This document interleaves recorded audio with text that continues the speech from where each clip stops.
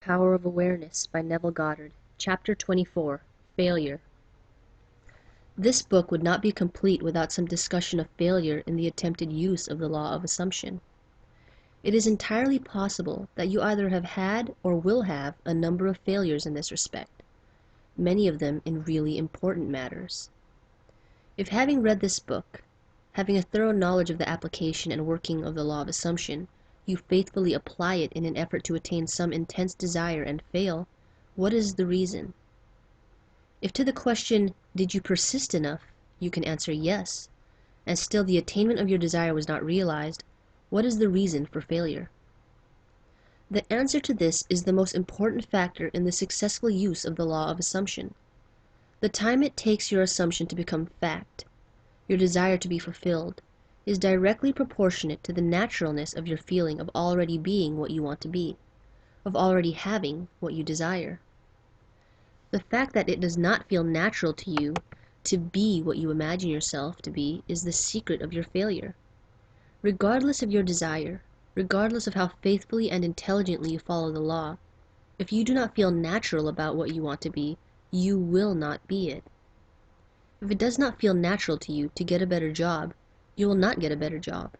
The whole principle is vividly expressed by the Bible phrase, "You die in your sins." You do not transcend from your present level to the state desired. How can this feeling of naturalness be achieved? The secret lies in one word: imagination. For example, this is a very simple illustration. Assume that you are securely chained to a large, heavy iron bench. You could not possibly run. In fact, you could not even walk.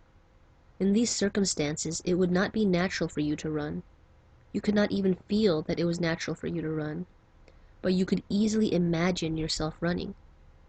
In that instant, while your consciousness is filled with your imagined running, you have forgotten that you are bound. In imagination, your running was completely natural. The essential feeling of naturalness can be achieved by persistently filling your consciousness with imagination, imagining yourself being what you want to be or having what you desire. Progress can spring only from your imagination, from your desire to transcend your present level. What you truly and literally must feel is that with your imagination, all things are possible. You must realize that changes are not caused by caprice, but by a change of consciousness. You may fail to achieve or sustain the particular state of consciousness necessary to produce the effect you desire. But once you know that consciousness is the only reality, and is the sole creator of your particular world, and have burnt this truth into your whole being, then you know that success or failure is entirely in your own hands. Whether or not you are disciplined enough to sustain the required state of consciousness in specific instances has no bearing on the truth of the law itself, that an assumption, if persisted in, will harden into fact. The certainty of the truth of this law must remain despite great disappointment and tragedy. Even when you see the light of life go out and all the world go on as though it were still day, you must not believe that because your assumption failed to materialize, the truth that assumptions do materialize is a lie. If your assumptions are not fulfilled, it is because of some error or weakness in your consciousness. However, these errors and weaknesses can be overcome. Therefore, press on to the attainment of ever higher levels by feeling that you already are the person you want to be. And remember that the time it takes your assumption to become reality is proportionate to the naturalness of being it. Man surrounds himself with the true image of himself. Every spirit builds itself a house, and beyond its house a world, and beyond its world a heaven. Know then that the world exists for you. For you, the phenomenon is perfect.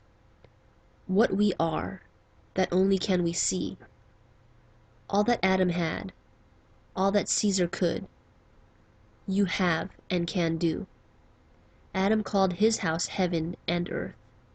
Caesar called his house Rome. You perhaps call yours a cobbler's trade, 100 acres of land, or a scholar's garret. Yet line for line, and point for point, your dominion is as great as theirs, though without fine name.